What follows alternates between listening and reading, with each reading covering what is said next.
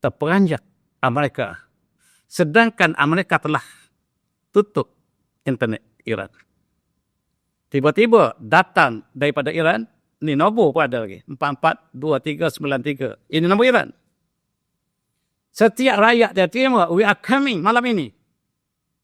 We are coming, look at the sky at the midnight. Kalau semalam kita saya tengok tadi, pada malam tadi. Ini bad news. Sallallahu ala Muhammad, sallallahu ala Muhammad, sallallahu ala Muhammad, sallallahu ala Muhammad. Bismillahirrahmanirrahim. Assalamualaikum warahmatullahi wabarakatuh. Alhamdulillah, alhamdulillah wa bihi nasta'in. Assalatu wassalamu ala rasulillah Amir Mursalin wa hiya washabihi ajma'in amamum. Tuan Imam yang semuakan, bersama-sama yang dirahmati Allah sekalian, alhamdulillah. Alhamdulillah kita berada di tahun 2026. Kita meninggalkan tahun 2025. 2025 ialah tahun penuh cabaran. Dan 2026 tidak kurang cabaran yang sedang datang. Marilah kita mulakan dengan ayat surah Al-Baqarah 195. A'udzubillahi minasyaitonir rajim. وَلَنَبْلُوَنَّكُمْ بِشَيْءٍ مِّنَ الْخَوْفِ وَالْجُوعِ وَنَقْصٍ مِّنَ الْأَمْوَالِ وَالْأَنفُسِ وَالثَّمَرَاتِ وَبَشِّرِ الصَّابِرِينَ. Sadaqallahul azim. Dan benar-benar kami akan menguji kamu dengan sesuatu daripada ketakutan, kita kelaparan serta kekurangan daripada harta, jiwa dan buah-buahan. Dan berilah berita gembira kepada orang sabar. Pasti kita akan diuji semakin besar. Kalau Allah sayang pada satu kaum, Allah uji kaum tersebut. Dan kita benar-benar diuji pada tahun yang lepas dan tahun ini juga barangkali. Lebih lagi Palestin menerima mihnah yang sangat besar. Menunjukkan Allah sayang pada mereka. Apabila Allah sayang satu kaum, Allah uji mereka. Dan kita kenal tahun 25 ke 26. Hari ini 13 hari bulan, 13 hari telah berlalu. Dengan masuk tahun baru, maka setahun lagi lah usia kita berkurangan. Dan berkurangan. Kita tak tahu apa-apa malaikat berapa lamakah yang masih tinggal. Dan sentiasa kita bersedia untuk negara abadi kita. Kita kenal, sebelum masuk tahun ini, kita lihat peristiwa-peristiwa yang menimpa umat Islam di negara kita dan di seluruh dunia. Kita dikejutkan mula-mula sekali di ujung tahun 25 di Sumatera. Kita lihat peristiwa yang sangat menyakiti, peristiwa banjir dan runtuhan gunung, pohon dan juga alam sekitar menyebabkan 1,600 orang meninggal akibat banjir longsor di Sumatera Utara, Barat dan juga Timur. Ini peristiwa yang besar. Kita meninggalkan tahun 2025. Dan inilah yang kita saksikan di Sumatera, di Aceh. Di kawasan Aceh Timur. Kebetulan saya baru balik daripada Aceh. Mengamara daripada Bandar Aceh ke Laksarawi. Melalui jabatan-jabatan yang klasik, yang lama, yang dibina oleh Belanda lepas. Apabila saya balik ke Malaysia, dan saya dapati diberita bahawa hampir semua jabatan yang saya lalui telah runtuh. Hampir semua. Dan kalaulah laku ketika saya sedang melaluinya. Banyak masih berkelimpangan dalam keadaan. Dan itu satu peristiwa yang benar-benar menguji umat. Kekurangan daripada jiwa, harta, buah-buahan dan ketakutan. Ini gambar selepas banjir itu mereka mencari dan mereka temui kaki. Ini kaki yang ditemui tertanam dalam lumpur. Yang sangat menyayati, kayu yang turun bersama banjir telah memenuhi perumahan, ada rumah yang telah hilang, kampung yang telah hilang sama sekali. Dan kita bersipati. Kayu balak yang banyak bertimur-timur, dan itulah yang kita saksikan akhir tahun 2025. Benar-benar mencabar, benar-benar ujian yang Allah berikan pada saudara kita di seberat. Tetapi ada hikmahnya. Kayu balak yang jatuh, yang tiba di rumah mereka ambil buat bangunan. Gaji mereka ada kebakaran, mereka ada gaji, mereka buat papan yang cantik dan membuat bangunan kembali. Walaupun pemerintah mengatakan kayu itu bukan anda yang punya. Tetapi rumah mereka sudah hilang. Mereka mengambil kayu dan membuat rumah, menggantikan rumah yang telah hilang. Dan apa yang berlaku secara hikmah, tiba-tiba emas masuk ke rumah mereka. Entah dari mana emas, mereka memungut emas selepas banjir besar. Barangkali retahan gunung disebabkan oleh manusia, tangan manusia, dan mereka hanya memungut emas di depan rumah mereka. Allah berikan hikmah dan emas datang bergolek ke dalam kawasan rumah mereka. Itulah berita yang kita lihat. Begitu juga di Yogyakarta kemudian peristiwa yang sama berlaku, tidak kurang hebat. Dikatakan banjir pada 28 menjelang akhir tahun 25. Aktivitas warga lumpuh juga banjir yang sama berlaku. Bahkan di Kalimantan Selatan juga berlaku demikian. Berita yang kita terima, Kalimantan Selatan juga tenggelam sehingga air capai 3 meter. Ribuan yang dievakuasi, dipindahkan. Dan itulah yang kita lihat, Kalimantan Selatan lumpuh total. Kita di Malaysia juga demikian. Malaysia juga tidak kurang. Di Kelantan, di Terengganu, Pahang, banjir melanda, perhubungan terputus, rumah dan pelarian ribuan di timur, di pada timur. Bahkan di Selangor juga tidak kurangan. Di Selangor selalunya tidak berlaku banjir besar, tetapi Selangor juga menghadapi banjir yang tidak kurang hebatnya. Dan jangan lupa Gaza. Jangan lupa Gaza yang telah begitu lama, 2 tahun diburu, dizalimi, dibunuh, dibom oleh Israel. Mereka berkumpul di pelarian dan sekarang mereka memang banjir. Sebelum ini mereka tidak ada air.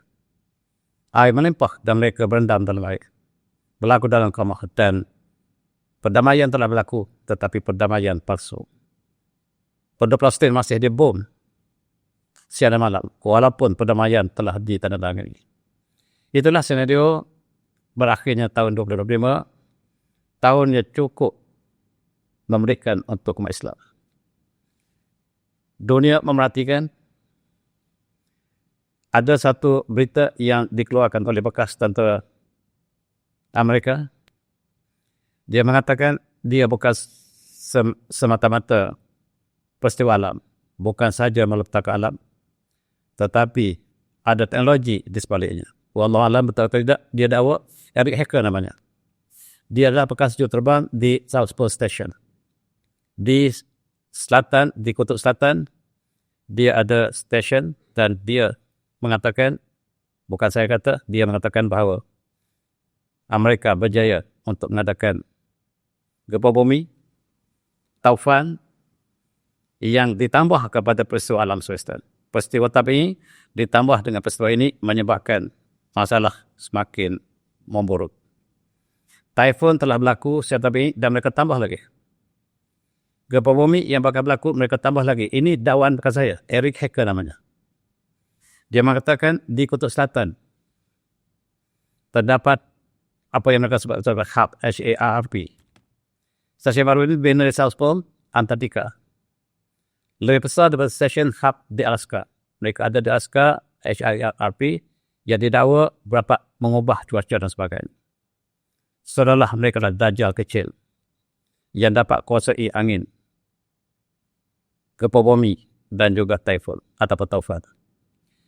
Teknologi ribut yang berlaku di dunia ini didakwa oleh bekas juruterbang ini ada hubungan dengan teknologi yang dilakukan oleh negara besar Amerika ini. Dan Amerika segera menafikannya. Amerika mengatakan bohong. Tidak mungkin hak yang kami cipta dapat mengubah ataupun dapat menciptakan taufan. Gempa bumi itu bukan kami lakukan. Itulah berlaku secara tabi'i. Dan itulah konspirasi. Ini jawapan resmi daripada kerajaan Amerika. Tetapi ingat tuan-tuan, peristiwa 11 September juga dikatakan konspirasi di mana bangunan WTC telah diruntuhkan oleh kapal terbang. Mereka menuduh Osama bin Laden. Rupa-rupanya mereka yang lakukan. Rupa-rupanya mereka yang lakukan dan mereka confirm bahawa yang melakukanlah Amerika sendiri. Meruntuhkan bangunan sendiri, sebagaimana kita main chess, kita korbankan pawn kita, tujuan untuk kita checkmate raja yang sedang berada di belakang. Dengan bangunan ini, maka mereka dapat tawan 3 buah negara. Sepercuma Afghanistan, Iraq dan Pakistan jatuh ke bergolek dengan sebab satu bangunan. Betapa smart permainan mereka. Permainan mereka sangat smart. Dengan merubuhkan satu bangunan, mereka dapat mengambil 3 buah negara dengan mengatakan bahawa Osama bin Laden yang bertanggungjawab. Dan begitu smart mereka mengadakan konspirasi dan setiap konspirasi adalah benar. Sekarang mereka mengakui bahawa Israel did 9 September. Yang melakukan 11 September ialah Israel, Amerika. Dan ini diakui oleh Panglima Perang Amerika sendiri, iaitu Clark namanya, yang mengakui bahawa dunia telah ditipu. Osama tidak mungkin dapat melanggar bangunan kami. Yang langgarlah kami sendiri. Tujuanlah untuk kami dapatkan negara Islam. Dan umat Islam sendiri menyokong kami untuk menghapuskan keganasan. Dan kami begitu cerdik dengan sebuah bangunan. Kami runtuhkan, kami dapat 3 buah negara. Kemudian kami dapat 4 buah negara, 5 buah negara. Dan sekarang kami mengembangkan 7 buah negara Islam. Dapat kami tawan hanya dengan sebuah bangunan kami runtuhkan. Itulah permainan mereka. A'udzubillahiminasyaitonirrajim. Innal hayata la'ibun wa lahu. Sesungguhnya hanya sajalah kehidupan dunia ini laibun, permainan, main-main. Walahun dan sandiwara. Wa tu'minu wa tattaqu yu'tikum ujrakum alasakum amalakum. Hidup dunia ini adalah main-main dan kurang senda. Bekerja, main-main. Main pun main-main. Dan itulah yang dilakukan kehidupan sebenarnya di akhirat. Apapun kita lakukan di dunia ini ialah seolah-olah dibanding dengan akhirat. Allah menyatakan innamal hayatu la'ibun wa lahu. Dibanding dengan akhirat telah kehidupan yang sejati. Alangkah bodoh mereka yang memilih dunia yang sementara dan meninggalkan akhirat yang kekal abadi. Mereka mencari dunia, mereka hanya dapat dunia. Mereka mencari akhirat, mereka dapat dunia dan akhirat. Sebagaimana kita minta gelas, kita dapat gelas. Kita minta air, kita dapat air dan gelas. Oleh sebab itu, tertipulah apabila mereka hanyalah mencari dunia, sebab Allah mengatakan innamal hayatu la'ibun wa lahu. Dan innamal hayatu la'ibun wa ghurur. Kehidupan ia menipu. Al-ghurur adalah penipuan. Ia ilusi, kecuali mereka yang beriman, beramal soleh, berpesan-pesan dengan kebenaran dan kesabaran. Semua manusia dah rugi, kecuali yang Allah nyatakan dalam surah As. Dalam partai ini, permainan sedang bermula. Tahun 2026, kita akan dihidangkan dengan main-main bola sepak, World Cup. World Cup akan melalaikan seluruh penduduk dunia. Daripada kecil sampai tua, mereka akan berimpun sampai tengah malam. Dan jabatan telah dilakukan. Permainan diadakan 3 tempat di Mexico, Amerika dan Kanada katanya. Kata saya. Dan tahun 2026 ialah tahun untuk berjaga malam. Dan barangkali melupakan sebahagian tugas kita. Lebih lagi ibadah. Yang selalunya di negara kita siaran ialah pada pukul 3 atau pukul 4 pagi. Dunia adalah permainan, dan ketika Gaza dibunuh ataupun dibedil, dizolimi oleh Israel, maka di akhir tahun 2025 ada ketandangan akhir bola sepak Liga Arab yang diadakan di Qatar.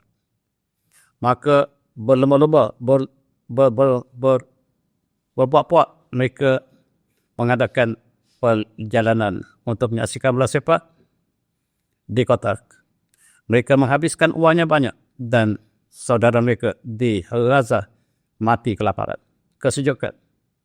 Di sini penulis cuba membuat anggaran bahawa untuk pergi ke Qatar mereka terpaksa membayar $1,500, kemudian sewa hotel $3,500, makan dan sebagainya $1,000, tiket $500 dan jumlah seorang $6,600. Kalau 1 juta umat Islam daripada negara Arab bertumpu ke Final Cup ataupun tandingan akhir bola sepak Arab, maka 566 bilion dibelanjakan dan rakyat Gaza kesejukan, kelaparan, kematian. Kita juga bagus saja melepas main-main sukan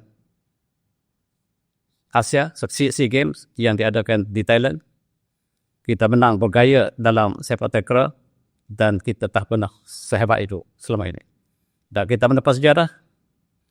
Dan kali ini kita menduduki tempat keempat katanya, kalau salah saya. Ataupun tempat yang keempat dengan pungutan pingat yang hebat. 229 pingat yang barangkali tidak pernah kita capai selama ini. Tahniah Malaysia.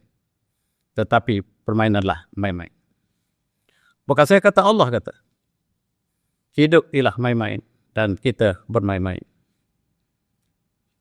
Dan Malaysia akan jadi tuan rumah pada tahun 2027 nanti. Tentulah kita menyambutnya dengan meriah. Dan ingat, hiduplah laibun walahun. Kecuali mereka yang beriman, beramal soleh, berpesan-pesan dengan yang benar dan berpesan dengan kesabaran. Itu saja yang hidup hakiki. Bola sepak. World Cup. Arab Saudi bakal menjadi tuan rumah. 2034 Saudi akan jadi tuan rumah.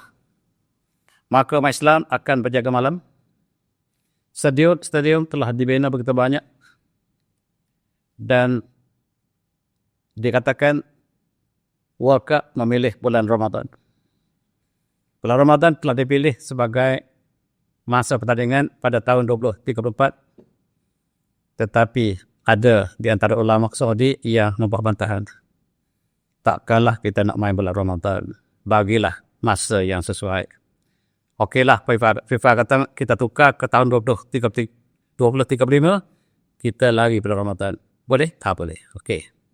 Tapi Arab kena ada? Ya. Arab kena ada. Jadi kita kena buka kedai Arab dulu. Ingat ya, Arab bukan untuk Islam. Arab hanya untuk orang bukan Islam.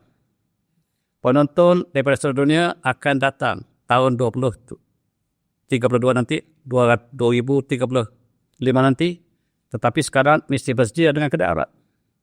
Supaya bila orang bukan Islam sampai ke Saudi, Arab sudah ada. Kita menjaga orang bukan Islam, maka alkohol telah dibuka dengan resminya.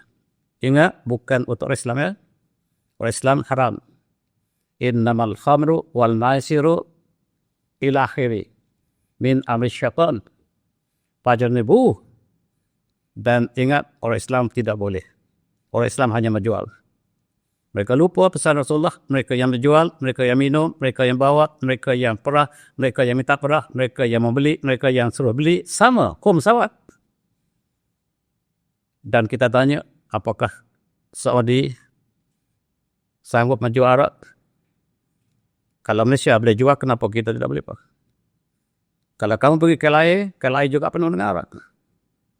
Di atas National Carrier Malaysia, emas namanya, kata mereka. Ada di tangan Arab. Kenapa kami tak boleh? Malaysia kan negara contoh. Tuan-tuan suati. Kalau kita lakukan kebaikan, orang ikut kita, kita akan dapat pahala. Yang kita buat dan orang buat. Tanpa sedikit kurang pada yang membuatnya. Sebaliknya, kalau kita lakukan keburukan, orang ikut kita, kita dapat saham yang sama. Mereka semua Malaysia. Dan kita mesti bertanggungjawab. Tuan-tuan yang pergi ke Mekah, membeli tiket. Dalam tiket, sudah ada harga Arab. Kita tidak minum, tak ada masalah. Dan itulah yang sekarang Saudi telah membuka kedai Arab. Sebab persediaan Saudi menyambut bola sepak 2034. Lama lagi, tapi harus bersedia awal. Begitu juga, Saudi juga mula merayakan Christmas, dah 2, 3, 4 tahun, mereka mulakan tahun ini lebih meriah. Di Riyadh sudah ada apa yang mereka sebut sebagai winter market, Christmas winter market untuk orang Islam. Dan Islam juga boleh pergi untuk sama-sama menyambutnya.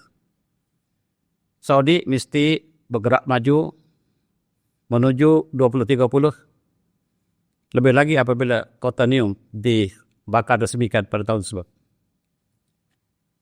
Dubai juga tidak kurang hebat.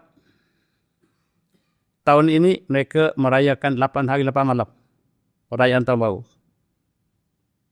Perayaan Tahun Baru dan tuan yang pergi ke Dubai ada satu frame gambar. Di situ tempat kita bergambar. Dan kita menyaksikan perayaan yang sangat meriah. Ketika umat Islam sedang dibunuh. Ketika orang Gaza sedang kelaparan. Ketika Gaza kesejukan. Mereka umat Islam yang berjiran, bergembira. Termasuk negara kita. Dubai mengadakan 8 hari 8 malam. Seminggu mereka berpesta. Dan bangunan Burj Khalifah begitu gemerlap. Ketika umat Islam dilanda malang di Sumatera. Umat Islam di Gaza. Umat Islam di Sudan. Umat Islam di Syria. Umat Islam seluruh dunia. Mereka ada hati untuk bergembira ketika umat Islam sedang dirundung malam. Ini untuk renungan malam ini. Di Saudi juga, mereka telah sediakan banyak tempat happening untuk menyambut hari raya atau tahun baru. Tahun baru harus dirayakan sebesar-besarnya. Mereka menunggu 12 malam. Apa benar kita dengan 12 malam? Umat Islam mengira tarikh mereka bermula dengan waktu maghrib. Tenggelam matahari waktu lepas asar, tenggelam matahari, maka disitulah bermula tarikh kita. Apa yang kena-mena kita dengan 12 malam? Seluruh negara Islam menyambut 12 malam. Tak ada kena dengan kita. Apakah Islam tak cukup untuk kita rayakan? Apakah kita perlu pada budaya lain? Yang kecil, yang besar, datuk pun bersama dengan cucu ketika menyambut 12 malam. Apa kena-mena kita? Sebelum British datang ke sini, sebelum Belanda datang ke sini, penjajah datang ke negara kita. Kita tak pernah kenal Januari. Kita tak pernah Februari. Hanya kita kenal ialah tahun Hijrah. Muharram, Safar. Dan itu yang kita kenal. Tetapi hidup kita telah bergantung pada budaya orang lain hari ini. Bahkan seluruh hidup kita, kadang-kadang kita lupa, ini bulan Rajab, bulan penuh kemeriahan, keberkatan. Dan kita akan menyambut Syaban, Ramadan, bulan yang hebat, badannya penuh keberkatan. Dan kita lupa bulan Islam sendiri.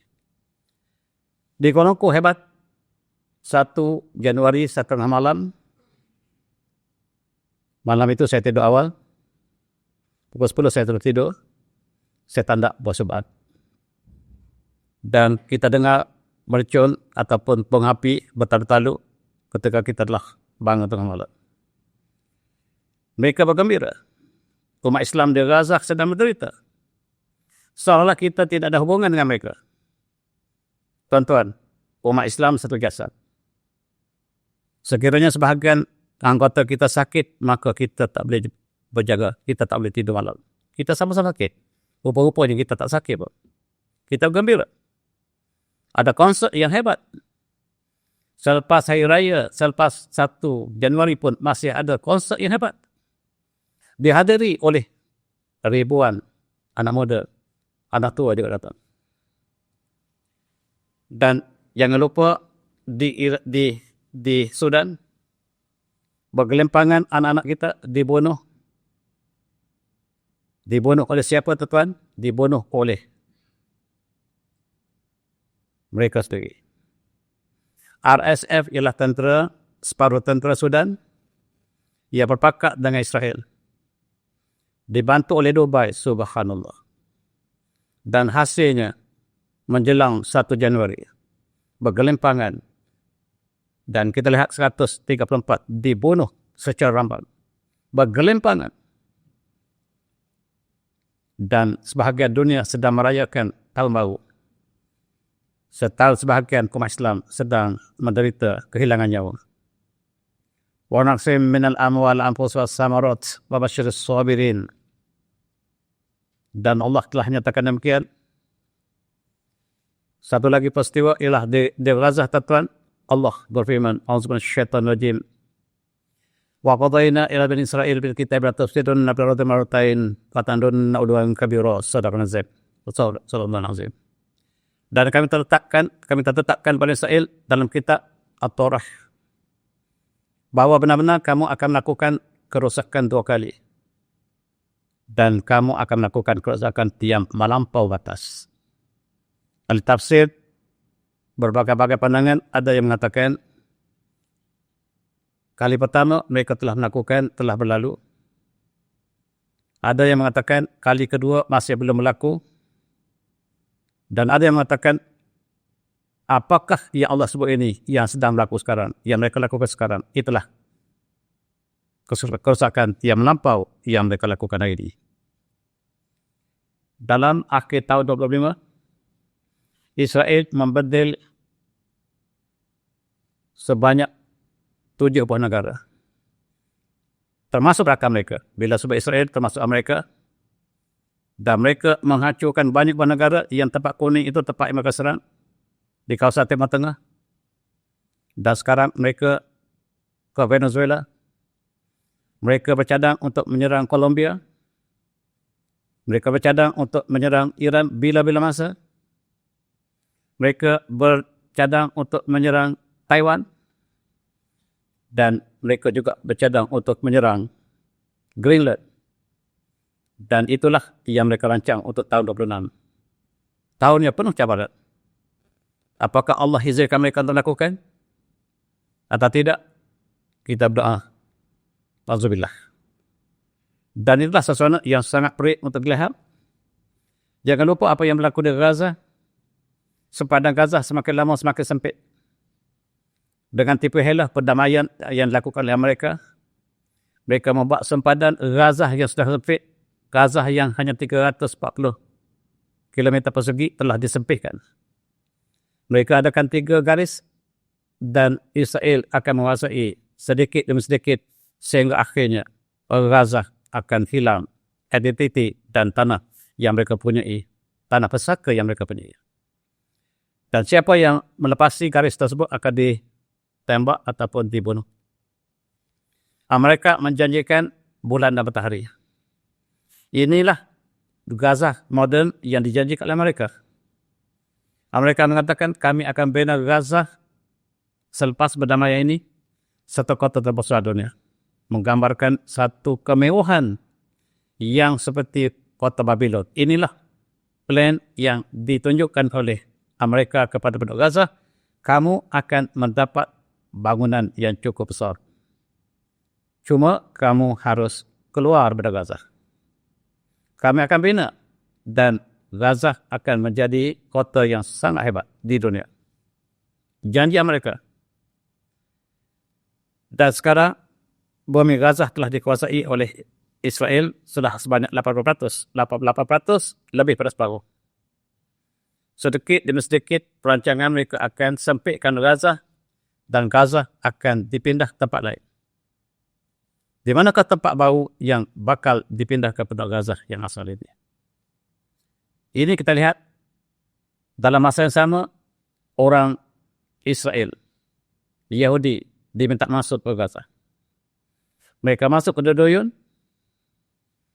dan kita lihat di manakah kem-kem tentera Amerika telah ditetapkan untuk memberikan laluan kepada Israel masuk ke Gaza.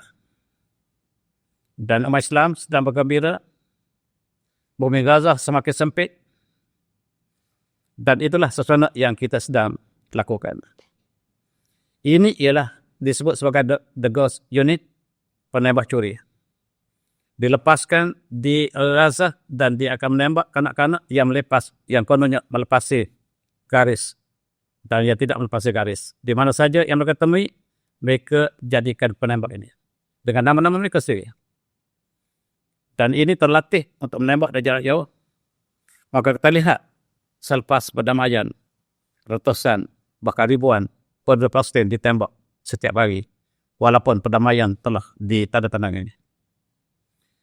Selepas perdamaian, ini berita yang lama, 400 yang ditembak mati. Kanak-kanak dan dewasa. Maksudnya perdamaian yang dilakukan di Mesir, yang ditaja oleh Mesir, Qatar dan Turki ialah ilusi. Disaksikan oleh dunia. Negara menyaksikan perdamaian rupa-rupanya adalah ilusi. Dan selepas perdamaian, 400 masih ditembak dan bertambah setiap hari. Bukan sahaja mereka menceroboh Gaza dan sekarang mereka masuk ke West Bank. Mereka sudah hampir dengan Masjid Al-Aqsa. Masjid Al-Aqsa telah ditawan sejak tahun 97. Dan mereka akan kuasai sepenuhnya. Dan mereka masuk ke West Bank. Pertanian ataupun pohon zaitun di West Bank telah dimusnahkan. Mereka telah menghancurkan ataupun menolak dengan jom tolak mereka 8,000 pokok zaitun di West Bank, di mana terletaknya dekat berhampiran dengan Masjid Al-Aqsa kita. Gaza dan West Bank membentuk Palestin. Dan sekarang kita lihat mereka telah menceroboh di West Bank. Tujuan mereka adalah untuk menguasai seluruh kawasan tersebut. Dan inilah dua penjana besar dunia. Dan mereka mengatakan mereka adalah orang yang melakukan kebaikan. Kami adalah peacemaker. Mereka mengatakan kami adalah peacemakers. Kami adalah pendamai, kata Trump. Dan mereka ulang ayat Al-Quran. وَإِذَا قِلَهُمْ لَا تُفْسِدُوا قَالُوا إِنَّمَا نَحْنُ مُصْلِحُونَ. Bila dia kata mereka, jangan kamu melakukan kerosakan ke atas muka bumi. Mereka menjawab, kami hanyalah melakukan kebaikan. Innama nahnu muslihun. Dan disebut oleh Trump, exactly perkataan Al-Quran, we are peacemakers. Perkara yang sama disebut oleh Presiden Israel, we are peacemakers. Negara Islam ada yang berbaik dengan kedua-dua tokoh penjalan sadona ini. Dan Allah memberikan peringatan. A'udzubillahi minasyaitonirrajim. Wala tarkanu lil ladzina zalamu. Fatamasakum an-nar wa malakum min dunillahi min awliya wa la tunsurun. Jangan kamu cenderung kepada mereka yang zalim. Nescaya kamu disambar neraka. Kita tahu kedua-dua ini zalim dan kita baik dan kita bakal disambar neraka. Wala tarkanu ilal ladzina zalamu. Jangan kamu cenderung tarkanu kepada orang yang zalim. Fatamasakum an-nar, nescaya kamu akan disambar neraka. Jangan tunjuk baik kepada orang yang zalim. Wa malakum min dunillah, dan kamu tidak ada seperti Allah min awliya, penolong atau pelindung, tsumma la tunsurun, dan kamu tidak akan ditolong lagi. Allah berikan peringatan kepada orang zalim, jangan kita sekali-kali menunjukkan pertolongan, kecenderungan kita kepada mereka. Dan seluruh negara Islam, sama ada Jordan, Mesir, Saudi, dan sekitar Timur Tengah. Mereka bukan bersama dengan perjuangan Palestin, tapi mereka lebih rapat dengan musuh Allah SWT. Dan inilah kesimpulannya, Israel membunuh. USA memberikan funding ataupun bantuan untuk kemudahan tersebut. Eropah berada di belakang dengan segala-galanya untuk menghancurkan Gaza. Ditambah dengan Islam untuk menghancurkan Gaza. Bahkan Palestin ingin menghancurkan Gaza. Palestin menganggap Gaza adalah penjenayah, pengganas. Jadi, Gaza berjuang keserangan. Al-Kufar dan Lemata Wahidah. Orang kafir bersatu apabila untuk menghancurkan Islam. Dan kita lihat, Amerika dengan kuncinya termasuklah kesatuan Eropah NATO bersatu untuk hancurkan Islam di Gaza. Bukan mereka hancurkan Gaza, mereka hancurkan Islam. Dan kita ingat hadis Rasulullah menyebut Syam pada akhir zaman, faiza fasad al-Syam. Qala kharafikum, dan sekiranya penduduk Syam telah rusak, maka kamu tidak ada sebarang kebaikan lagi. Di mana Syam? Syam dan Syria, Jordan, Lebanon, Palestin, Iraq, sebahagian Saudi di kawasan utara, termasuk dalam kawasan Syam yang disebut pada zaman Rasulullah. Rasulullah berpesan, iza fasad al-Syam fala kharbikum. Sekiranya Syam telah rusak ali Syam dosa, maka tidak ada lagi kebaikan kepada kamu. Tetapi ada berita gembira yang Rasulullah sebut, la tazal tawatan min ummati mansurin la yadurhum man khadrhum hatta takmusah. Tetapi akan wujud satu kumpulan, barangkali kumpulan kecil, taifah tersebut, akan sentiasa wujud taifah min ummati, daripada umatku, mansurin, mereka diberi pertolongan Allah. Allah berikan pertolongan kepada mereka. La yadurhum man khadrahum, tak ada darurat. Walaupun mereka tidak ditolong, orang lain memecahkan mereka, mereka tidak diberi pertolongan. Dan mereka terus berjuang hatta takmasah. Dan mereka terus berjuang sampai hari kiamat. Dalam hadis lain mengatakan kumpulan inilah kumpulan yang berada di sekitar Masjid Al-Aqsa. Siapa kumpulan ini? Hanya Allah tahu. Adakah mereka sedang berjuang? Wallahu a'lam. Dan kita lihat ciri-ciri.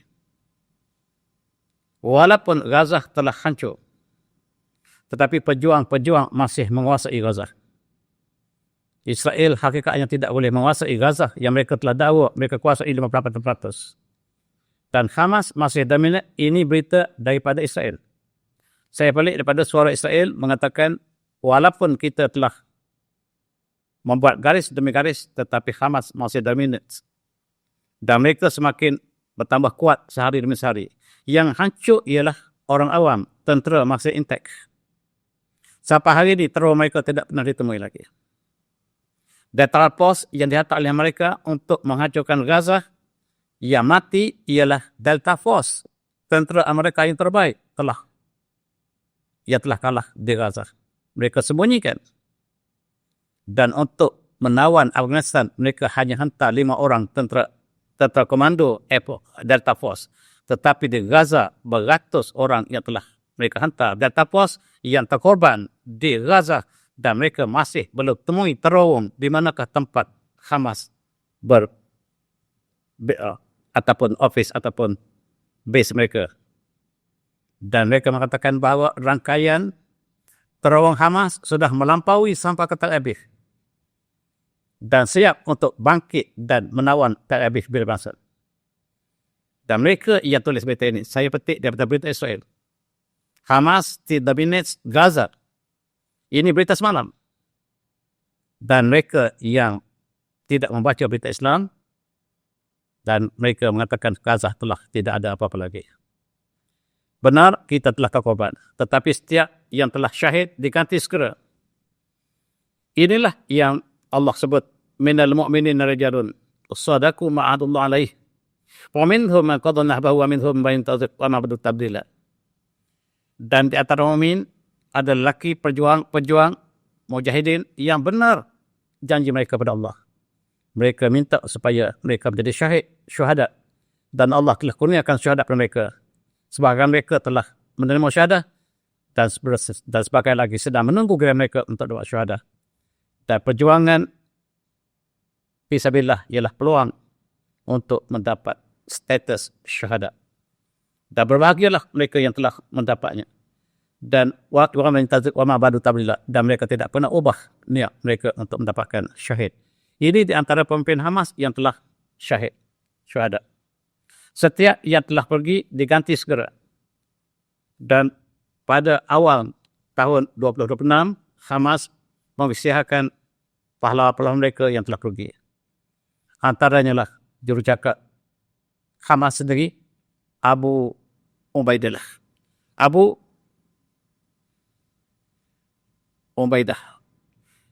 Dan inilah sebahagian daripada latar belakang Abu Ubaidah. Dia disebut sebagai Rijal Al-Mulatham, pahlawan bertopeng yang telah pergi. Ditakuti oleh Israel. Bagaimanakah pada malam tersebut Abu Ubaidah telah bermimpi. Mimpinya diberitahu kepada adiknya bahawa malam tadi abang telah bermimpi, Rasulullah datang. Rasulullah menyebut, kamu akan syahid hari ini. Bersedia. Dan dia pergi ke rumah keluarganya untuk bertemu anak dan ibunya. Dan inilah pengkhianat kalau berita sedang mengikuti langkahnya. Dan menyampaikan berita kepada Israel. Israel menggunakan bom yang tidak pernah digunakan. Bom ini menghancurkan bukan sahaja fizikal, tetapi menyedut oksigen daripada kawasan yang beberapa kilometer. Dan disedut dengan bom dan disedut oksigen, maksudnya semua yang berada sekitarnya akan mati. Senjata yang tidak dibenarkan. Dan hari itu dia syahid. Besarlah azam kita bahawa mereka lah kumpulan yang disebut dalam hadis tadi. Sebab dipesan Rasulullah, kamu akan syahid hari ini. Bersedialah. Itulah yang dilaporkan oleh adiknya. Dan dia telah syahid pada hari sama. Dalam hadis tadi, Rasulullah menyebut akan ada satu taifah min ummati mansurin. La yadhum man khadrahum hatta tabmusa. Mereka terus berjuang sampai kiamat. Kumpulan Hamas dikatakan pengganas oleh Amerika. Dikatakan pengganas oleh Kesatuan Eropah. Jordan juga mengatakan pengganas. Turki juga mengatakan pengganas. Kemudian tarik balik kemudiannya. Saudi juga mengatakan pengganas. Dan umat Islam juga pengganas. Seluruh umat Islam mengatakan pengganas. Dan dia mendapat kesan Rasulullah bahawa anda akan syahid malam ini, hari ini. Dan itulah mimpi ini maaf saya, bukan adiknya, adik iparnya. Dia memberitahu adik iparnya bahawa saya bermimpi malam tadi dan saya balik bertemu dengan keluarga, menunggu berita gembira yang disebut Rasulullah, syahid. Berita ini tidak keluar dalam berita dunia. Di Malaysia juga tidak keluar. Ia keluar dalam berita Arab. Saya terjemah dalam bahasa Melayu. Perjuangan Panji berkata tangan. Panji berkata tangan, seorang pemimpin telah gugur, diganti yang lain. Dan sekarang diambil alih oleh orang lain.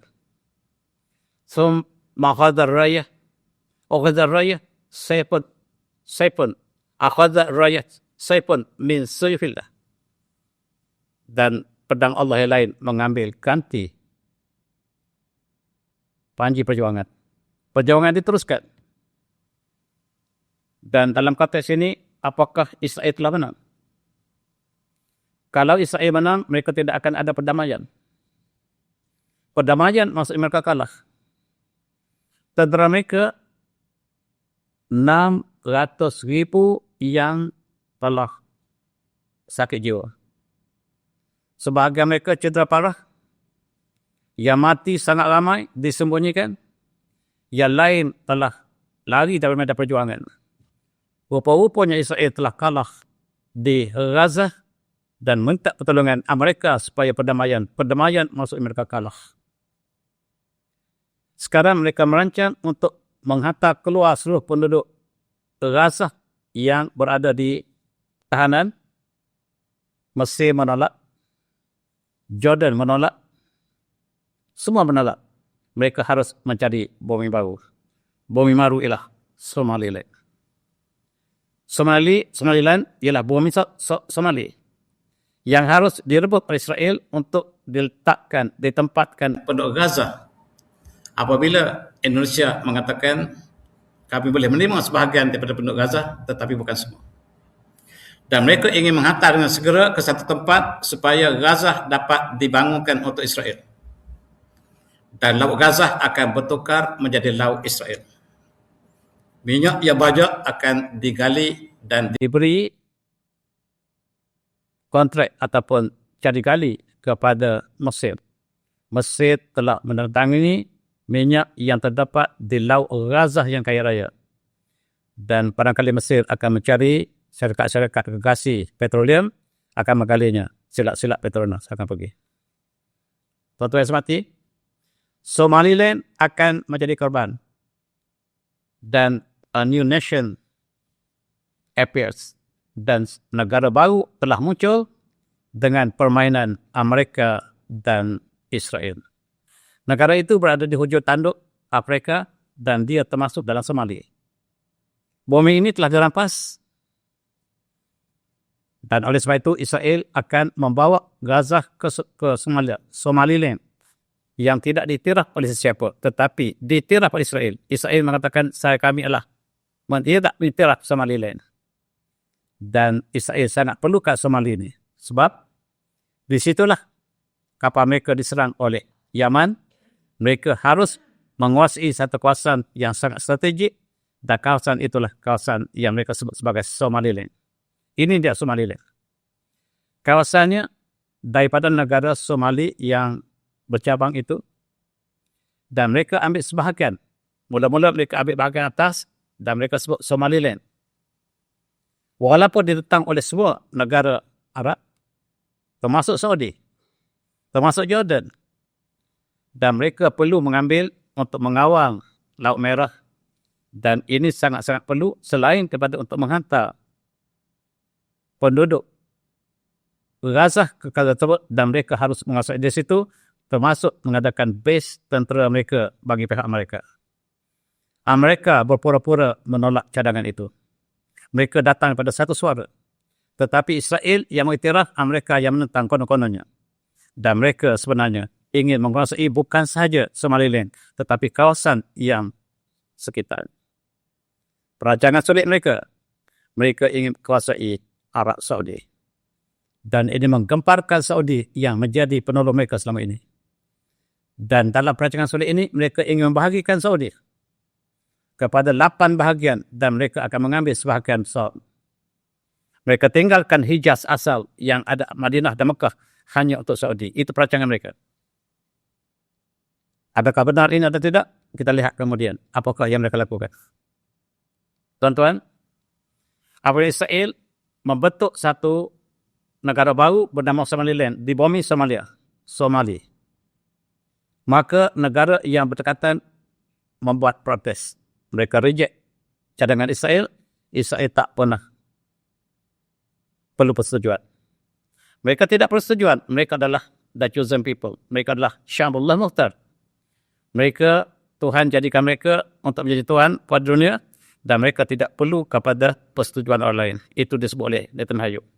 Kami tidak perlu persetujuan Arab. Kami ialah Syamullah Mukhtar. Kami adalah diciptakan oleh Tuhan untuk kuasai dunia. Kamu semualah goyim, gentle. Kamu adalah hamba kepada kami. Undang-undang antarabangsa untuk kamu, bukan untuk kami. Oleh sebab itu, Somaliland ialah bumi kami.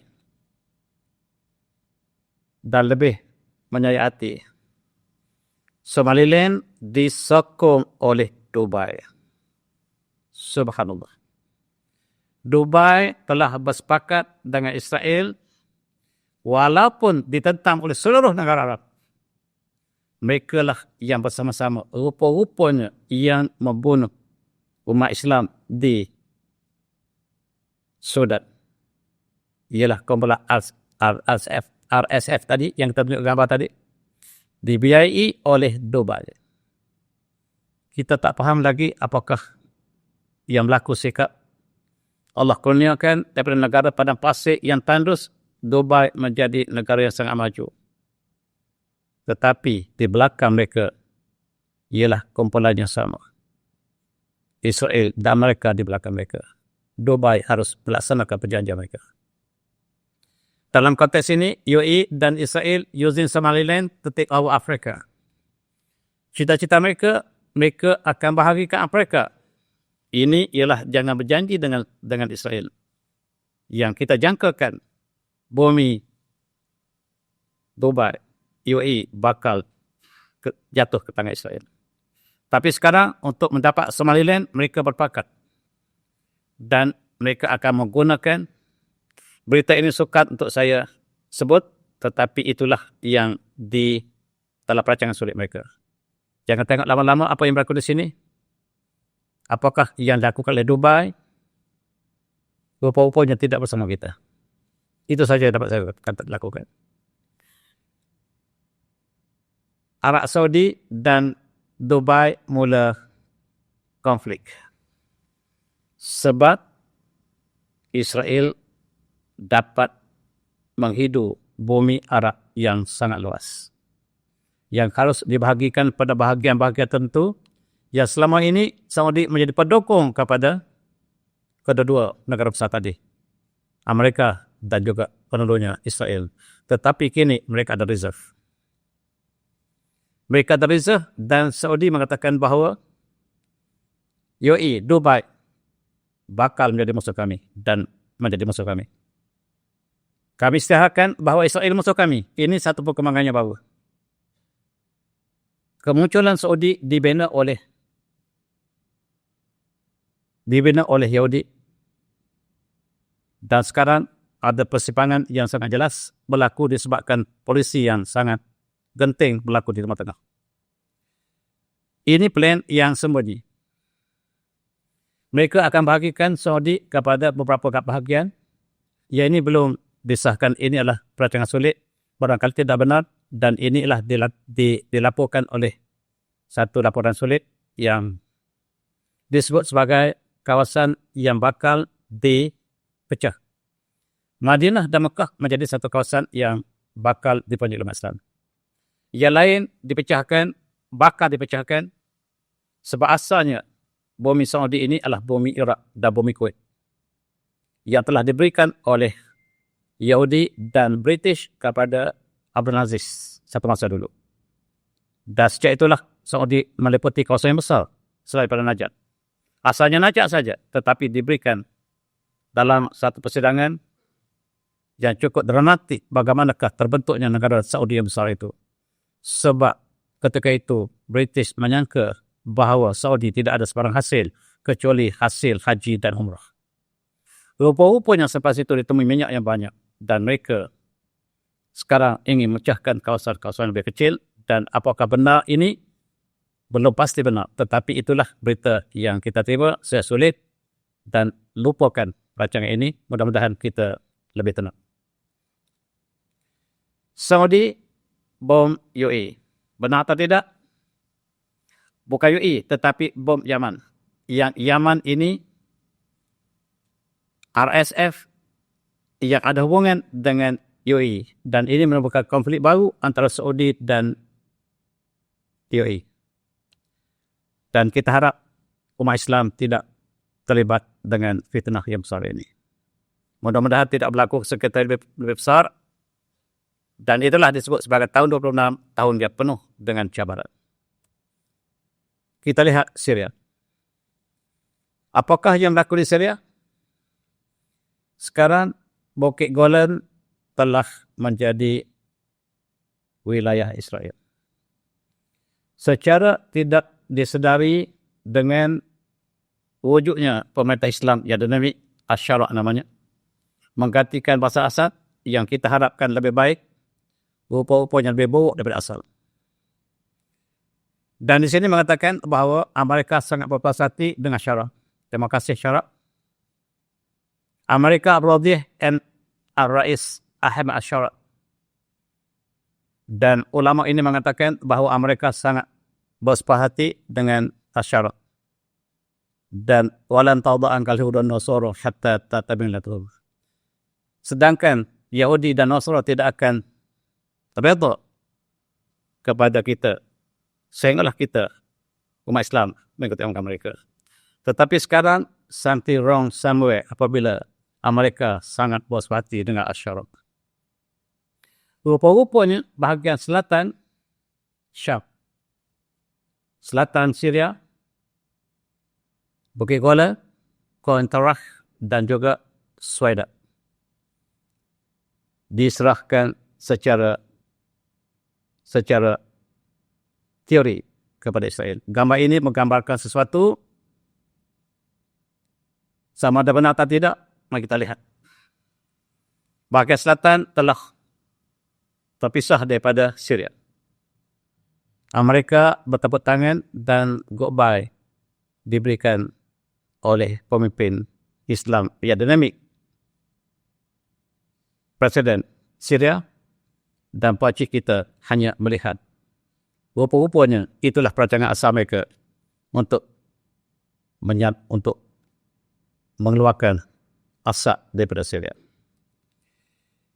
Dan terima kasih Asyarah di atas tugas anda selama ini. Terima kasih kepada Damsyik, Suwaidat, Oqatairah, Qunaitarah, Waljulan, Agolan telah kami dapat. Terima kasih. Selagi Assad berada, betapa jahat Assad, bumi ini dipertahankan sebagai bumi Syria ataupun di bawah kawalan antarabangsa Golan. Tetapi selepas kejatuhan Assad, 3 buah kawasan ini bertukar tangan. Dan ini tidak dilaporkan dalam berita kita pun. Berita-berita yang bersumberkan barat tidak pernah laporkan. Yang laporkanlah berita Islam. Dan ini ialah lebih menakutkan lagi. Maka berita yang kita terima ialah hadza اتفقنا مع حكومة الشرع نتناهي يعلن رسميا الجانب السوري لإسرائيل.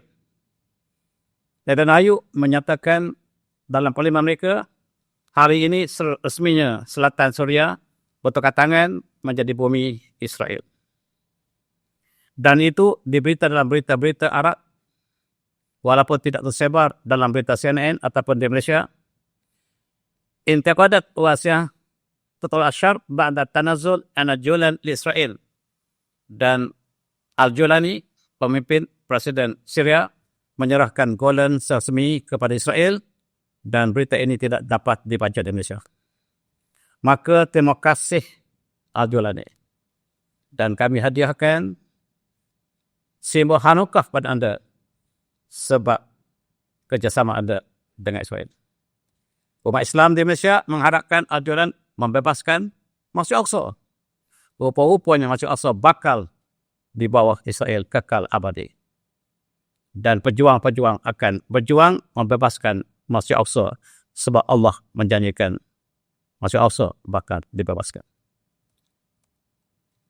Dan di atas jasanya, Asyara di Washington telah direstui Al-Mubarak. Tabaruk diberi status, kalau kita diberikan restu oleh Rabai Washington di atas tugasnya yang sangat cemerlang di Syria. Oleh sebab itu, hadza intibaqanat seperti tadi, Al-Janub Suri li Israel. Dengan resminya, Israel mengisahkan bahawa selatan Syria sekarang telah bertukar tangan. Bukan lagi di bawah Syria. Walaupun Syria masih memerintah, tapi dari segi de facto-nya telah bertukar tangan kepada Israel. Dan Asarah hadafana tahkim ahdab Israel. Dan tujuan kita masukkan kemenangan Asyara melalui Turki ialah untuk tujuan yang kita masukkan tadi, kata Nen Hayu. Tanpa Turki, kita tidak boleh kuasai Syria. Kita perlukan Turki. Turki ialah kawan kita. Yang perlu kita gunakan Turki untuk mendapatkan Syria. Di Malaysia, Turki adalah pejuang Islam. Dan dalam konteks ini, pada awal Januari ataupun akhir 2025, Asyara datang ke Masjid Damsyik membawa ucapan sebagaimana dia sihatkan ketika tahun lepas dia menjatuhkan Bashar Assad yang sangat zalim pada rakyatnya. Sekarang dia dengan pakaian sama mengumumkan kejayaan 1 tahun pemerintahannya yang penuh gemilang disokong oleh para ulama dan juga umat Islam di Syria. Oleh sebab itu, apabila sedar perancangan di antara Asyara dan dengan Israel, umat Islam mula sedar. Apabila dilakukan banciat, mereka sedar bahawa 52% penduduk Palestin baru sedar bahawa Asy-Syaraq bukan bersama mereka.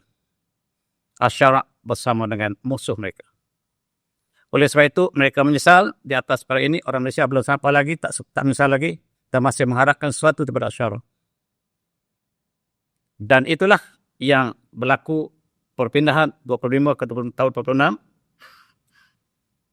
Dan berita yang keluar di Israel bahawa Golan telah hilang daripada peta Syria. Golan rasminya telah menjadi wilayah Israel. Dan Al-Kharijiyah Suriah tunshiru kharitah adil daulah tazharu khulwiya min al-Julan al-Muhtal. Dulu Palestin al-Muhtal, sekarang al-Julan al-Muhtal. Golan telah menjadi bumi terjajah. Dan sekarang dalam peta terbaru Google tidak ada lagi Golan sebagai bumi Syria. Terima kasih Al-Julan. Tuan Saleh Julani sebat bersama kami. Dan Syria publish official map yang mengeluarkan Golan Heights, tempat yang sangat strategik, yang hartanya sangat triliun, tempat berlaku perdagangan terakhir antara umat Islam dengan bukan Islam di akhir zaman. Atau kawasan berhampiran yang disebut dalam hadis yang terkenal, yang berlaku di Dabex tidak jauh daripada Golan.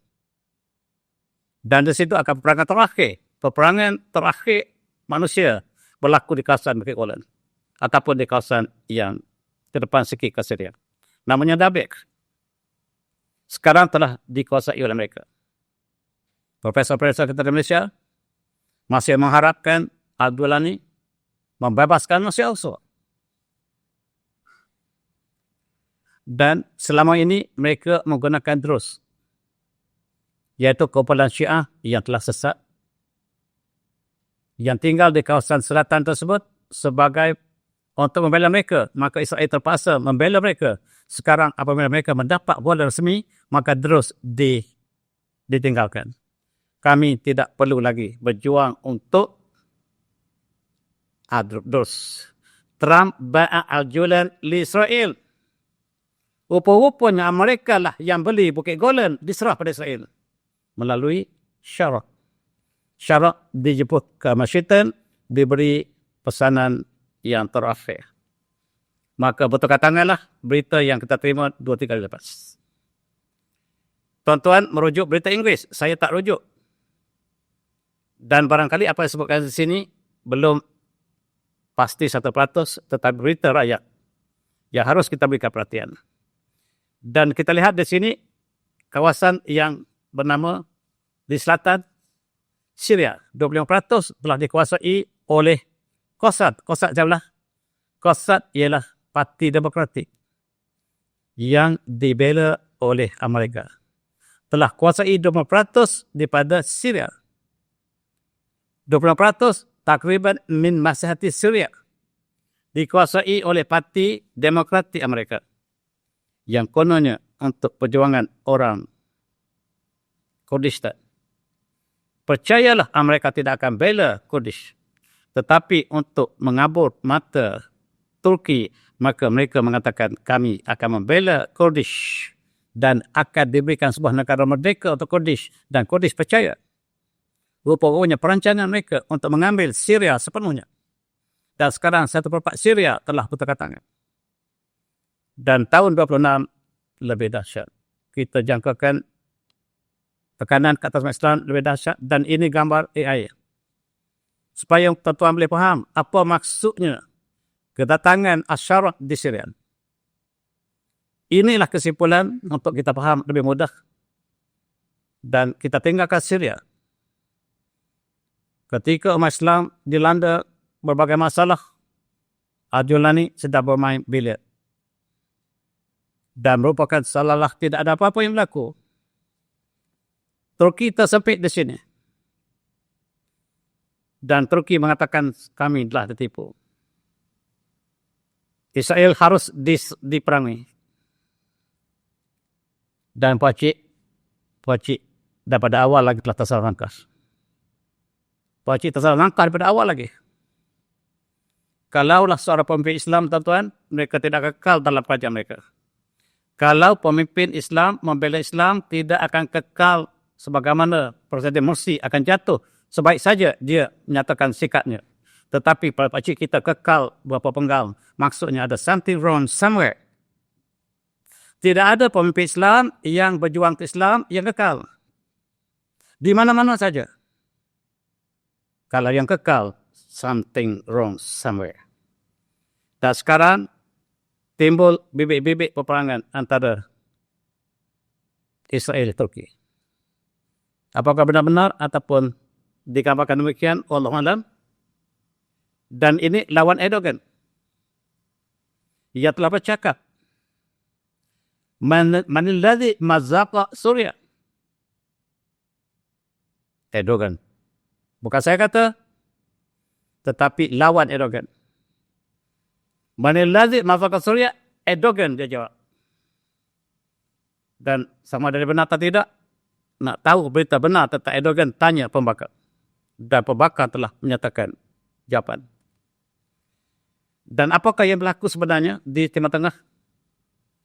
Rupa-rupanya ada perjanjian sulit antara Amerika dan Syria dengan Rusia. Amerika kerana kekalahan demi kekalahan, kalah di Afghanistan, kalah di Cuba, kalah di Somalia, kalah di Vietnam lebih awal, Amerika saja kalah dalam peperangan. Dengan Vietnam pun kalah. Untuk menghadapi dua musuh besar, Rusia dan China, mereka berkompromi. Komprominya ialah Syria diserah kepada Amerika dan Ukraine diserahkan kepada Rusia. Perjanjian yang tidak dinyatakan. Maka dengan mudah Rusia menyerahkan Syria kepada Amerika melalui Turki. Al-Sharak dilantik menjadi presiden.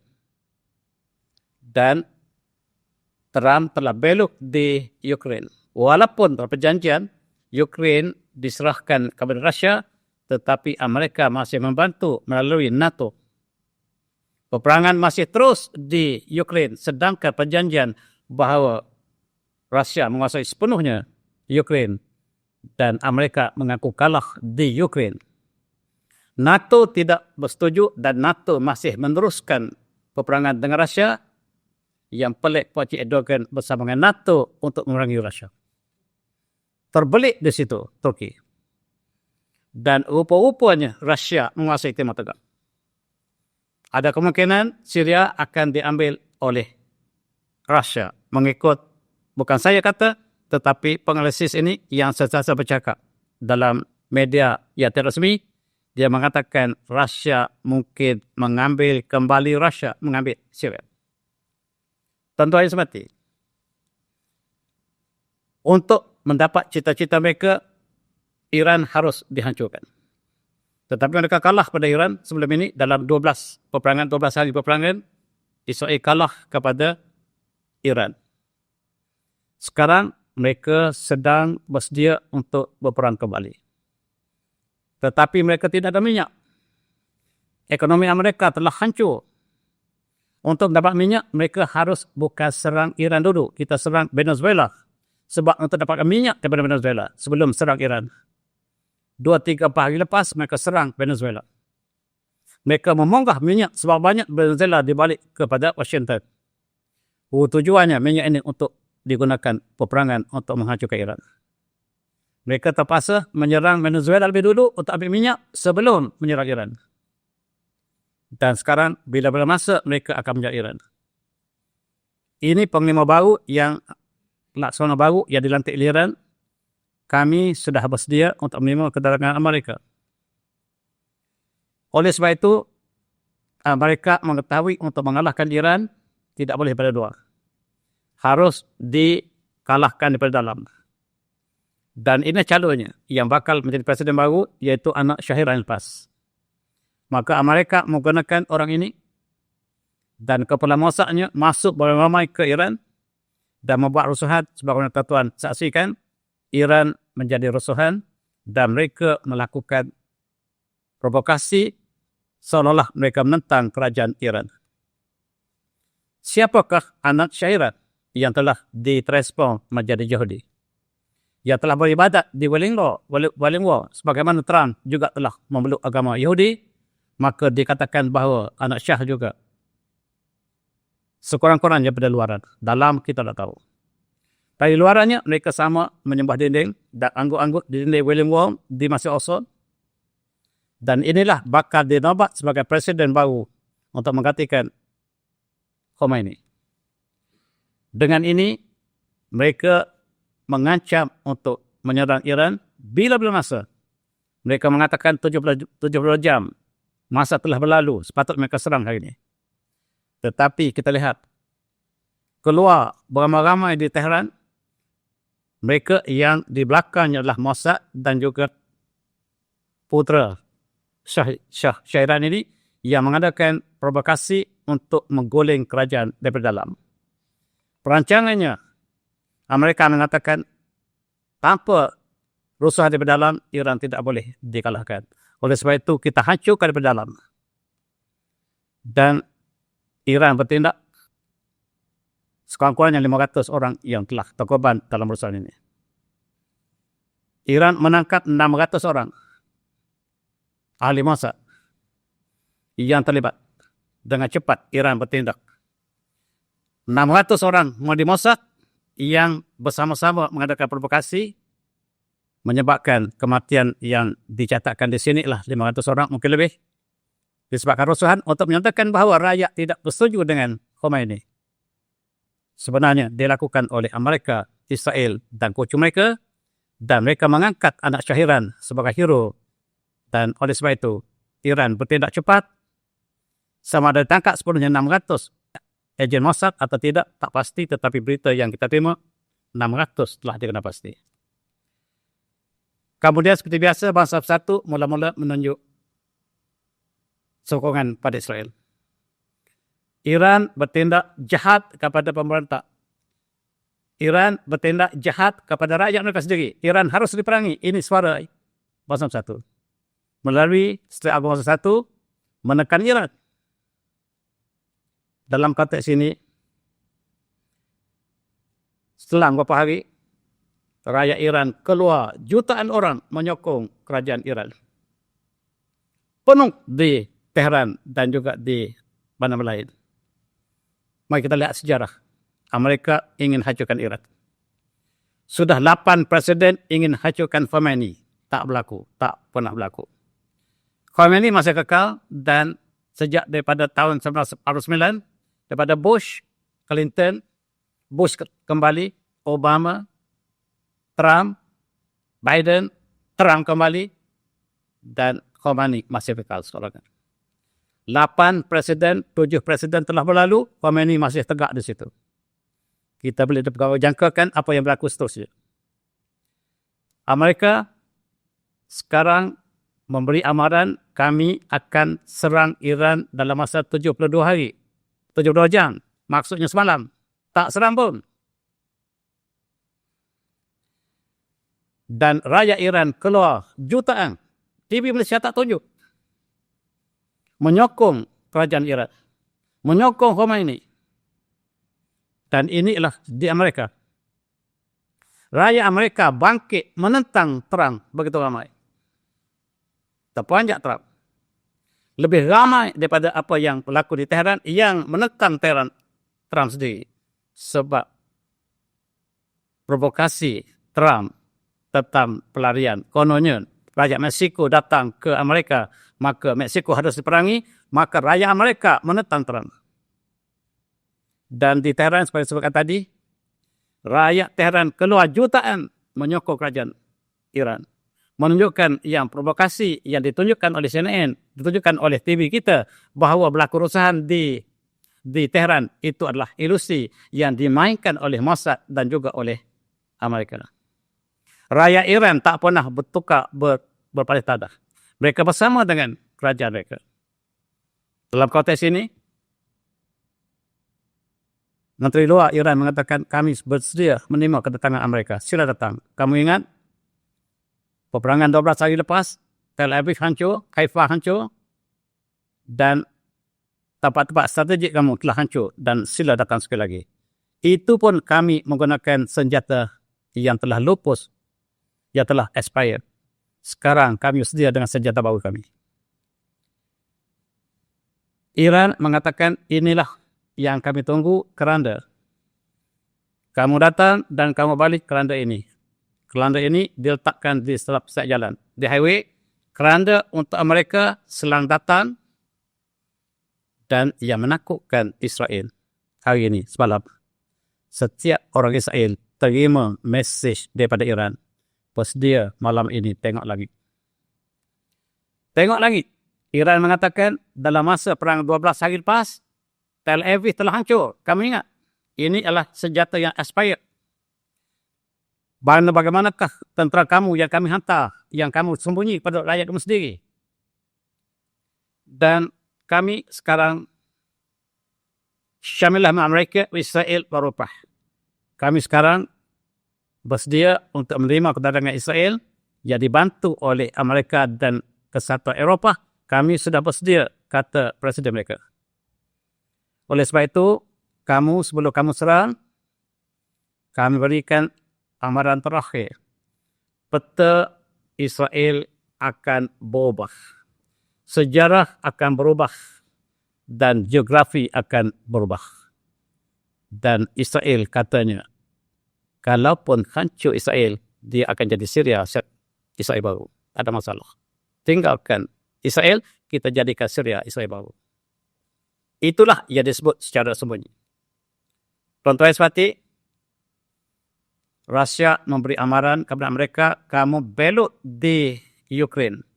Kamu masih membantu Zelensky yang kamu telah berjanji untuk serah sepenuhnya kepada kami. Dan kami akan ambil Syria kembali. Dan kami akan menolong Iran dalam konteks ini. Tuan-tuan, bekas Panglima Besar Amerika telah memberi amaran kepada Trump. Kolonel ini mengatakan bahawa Iran dapat menghancurkan seluruh Israel dalam masa setahun. Kamu kena ingat kekuatan Iran yang tersembunyi. Dan ini ialah Colonel McGregor, bekas Panglima Tinggi Amerika, memberi amaran kepada Amerika, jangan dengar Israel. Kamu ditunggang oleh Israel, kamu akan menyesal, kata bekas Panglima Perang yang sebelum Andrew Clark ataupun selepas Andrew Clark. Tuan-tuan,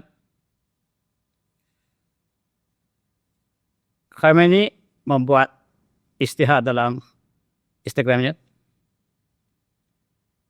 Li'alamu Rais Amerika alladhi yasru ahkaman al-alam ajma' bila word. Nabi berikan peringatan kepada mereka bahawa pemimpin-pemimpin yang zalim termasuk Firaun, Namrus dan Syahiran telah hancur. Apakah kamu ingin menggantikan mereka dalam siri-siri kehancuran musuh Allah? Itu disebut oleh Khamenei. Dan setiap semalam dan 2 hari lepas masa hari ini, setiap rakyat Israel menerima berita daripada Iran, we are coming, look at the sky at the midnight. Terperanjat Israel, macam mana boleh Iran boleh sebar WhatsApp kepada seluruh rakyat Iran, rakyat Israel. Terperanjat Amerika. Sedangkan Amerika telah tutup internet Iran. Tiba-tiba datang daripada Iran, ni nombor pun ada lagi, 442393. Ini nombor Iran. Setiap rakyat dia terima, we are coming malam ini. We are coming, look at the sky at the midnight. Kalau semalam berita saya tengok tadi, pada kali malam tadi. Ini bad news for Israel. Maka manakah Iran dapat hantar mesej sebab Amerika mengatakan dia telah tutup seluruh internet Iran. Rupa-rupanya Iran lebih smart. Dia jam sky Starlink. Tahu Starlink? Elon Musk yang tak pernah gagal dalam internet. Telah dimalfunction oleh Iran, tenganga Elon Musk. Dan kalaulah Starlink telah dimalfunction oleh Iran, jangan lawan. 80% sistem internet Amerika dimalfunction oleh Iran malam ini. Malam tadi. Berita ini baru sekejap saya terima tadi. Jangan lawan. Kalau kita pergi ke Iran, kapal terbang kita jatuh. Sebab Iran telah tukar GPS Starlink. Starlink tak pernah gagal selama ini. Dia punya Elon Musk. Terperanjat Elon Musk. Plan fail. Iran holds firm. Jangan serang. Serang Iran, Amerika kalah lagi ni. Jangan serang. Berita yang kita terima petang tadi, sebelum saya datang sini, terang mengatakan kami boleh hancurkan Iran, tetapi tunggu dulu.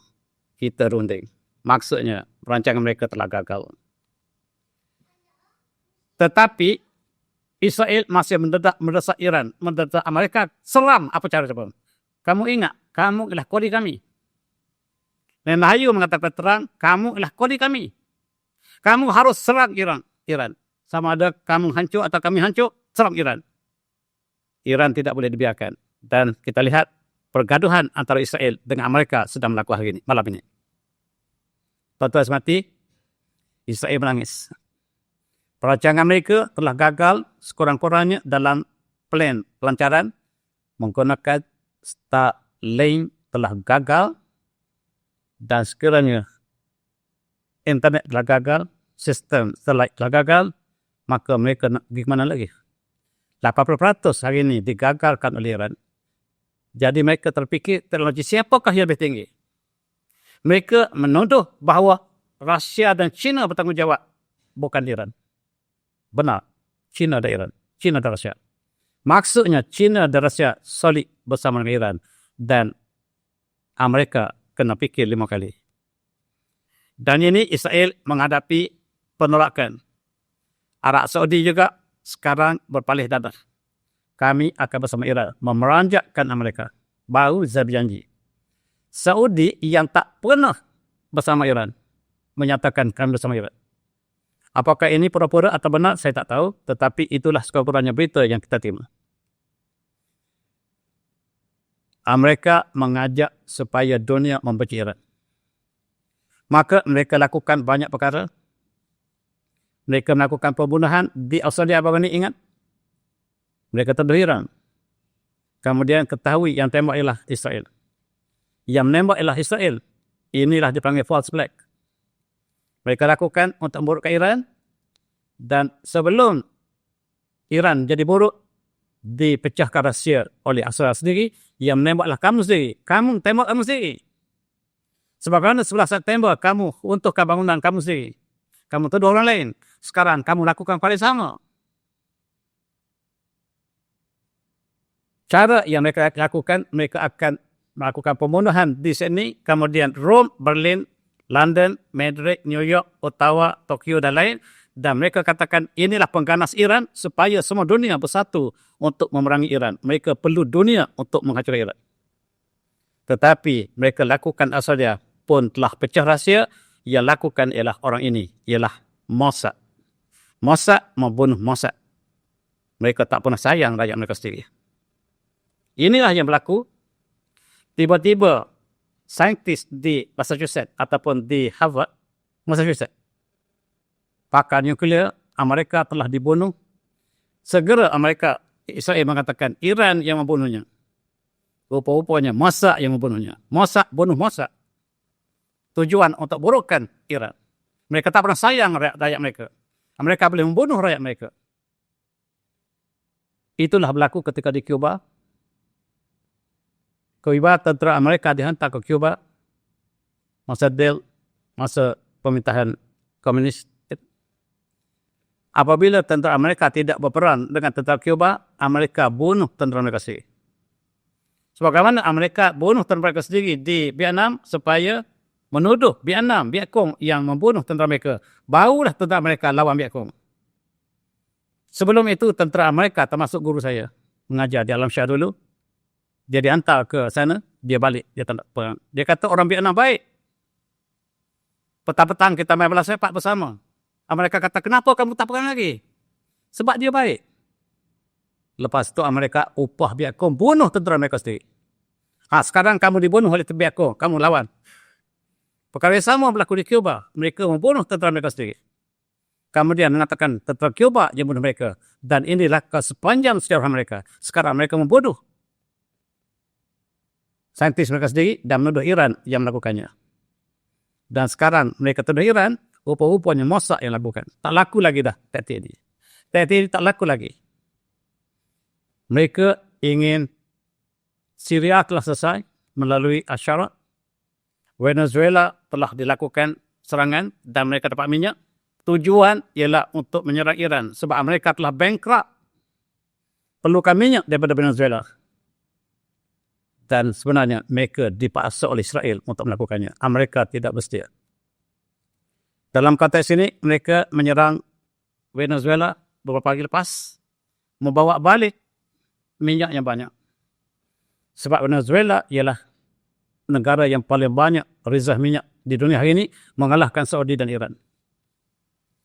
Dan Venezuela dihancurkan dengan kalimah teroris. Sama seperti dia kata kepada Iraq semasa dulu. Maka di atas teroris inilah, kartel dan sebagainya, ialah perkataan yang direka untuk menjustifikan mereka menghancurkan Venezuela. Dan mereka menculik presiden mereka, tetapi Venezuela bakal dibantu oleh China dan Rusia. Dan inilah penyebabkan Amerika ragu-ragu untuk menyerang Iran hari ini. Tujuanlah untuk mengambil minyak digunakan untuk menyerang Iran. Maksud yang terpaksa berhutang dengan Venezuela, barulah boleh lawan orang lain. Maksudnya betapa bankruptnya ekonomi Amerika hari ini.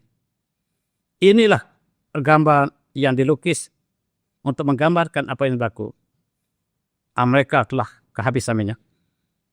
Dan terpaksa sedut pada Venezuela, terpaksa menculik presiden mereka untuk mendapatkan minyak, dan minyak diangkut bersebut banyak hari ini. Dan itulah yang berlaku. Sebab Trump mengatakan, we want Venezuela oil. Itulah yang mereka sebut. Venezuela tak ada salah. Tetapi kami kuasa kuat, kami boleh lakukan apa-apa saja.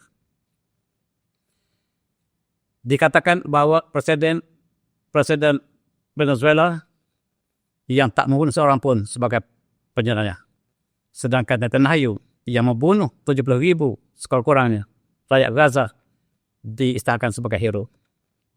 Dan apabila dalam negara mereka sendiri dibawa ke dalam mahkamah, maka hakim dibunuh 2-3 hari lepas. Hakim yang bakal menjatuhkan hukuman di Israel telah terbunuh, dan mereka mengatakan adalah kerana hakim akan menjatuhkan hukuman hari ini ke atas Netanyahu. Itulah kisahnya, tuan-tuan. Yang tidak membunuh dikatakan sebagai pengganas, yang membunuh sebagai hero. Apa yang berlaku di sini? Inilah hakim yang telah terbunuh dalam kemenangan raya, yang bakal menjatuhkan hukuman ke atas Netanyahu hari ini. Oleh sebab itu kita lihat, dia telah ditangkap, dan yang melakukan penangkapan inilah Delta Force. Delta Force ialah tentera komando yang terbaik Amerika, telah menculik Presiden Venezuela, tetapi Delta Force tidak dapat locate terowong Hamas sampai hari ini. Bahkan yang 25 orang tentera Delta Force mati bergelimpangan di Gaza, mereka tak pernah isytiharkan. Delta Force, satu negara mereka nak serang, mereka hanya hantar 5 orang. Tetapi di Gaza, hari pertama, kedua, minggu pertama, 25 Alpha Force yang terbunuh. Dan Amerika diam sampai hari ini. Bukan Alpha, Delta Force. Tuan-tuan semati, apa yang dilakukan ke atas Presiden Venezuela, dia gunakan senjata yang sama untuk membunuh Abu Ubaidah. Dan dia menggunakan senjata yang terkena asap akan keluar darah. Mereka menjedut oksigen. Walaupun dalam kapasiti hanya untuk menangkap Maduro ataupun Presiden Venezuela. Digantikan dengan proksi Amerika, wanita. Dan wanita ini memberikan minyak sebanyak-banyak pada mereka dan Amerika mendapat minyak yang banyak untuk menyerang Iran. Tetapi hari ini berlaku apa yang mereka tidak sangka. Starlink telah dimalfunction oleh Iran. Maka mereka telah mengadakan, marilah kita berunding kembali. Yang sebelum ini kami akan serang Iran habis-habisan untuk menghancurkan nuklear mereka. Sedangkan Iran tak pernah ada nuklear. Mengikut kajian Bashar al-Assad sendiri. Dan sekarang dunia terbelah dua. Satu bersama dengan Amerika, Israel, dan satu lagi bersama dengan Rusia, China dan Iran. Tuan-tuan lihat, dunia hampir terbelah dua. Hampir terbelah dua. Yang merah dan biru, Malaysia hitam. Tengok di Asia Tenggara jadi hitam. Tak tahu maksudnya. Muzabzabi nabaina dalik. La ilaha ulat wala ilaha ulat. Itu kita. Dan ingat tuan-tuan sebagai penutup, ini ialah Masjid Aqsa kita. Dan matlamat mereka untuk jadikan Masjid Aqsa sebagai kapital kepada New World Order. Subhanalladzi asra bi 'abdihi lailan min al-masjidil haram ila al-masjidil aqsa alladzi barakna halahu liyawmin min ayatina innahu was-sami'ul basir. Dan ingat Masjid Aqsa kita bulan Rajab ini. Dan ingat bagaimanakah mereka akan membina bangunan baru di atas Masjid Aqsa kita. Dan ingat perjuangan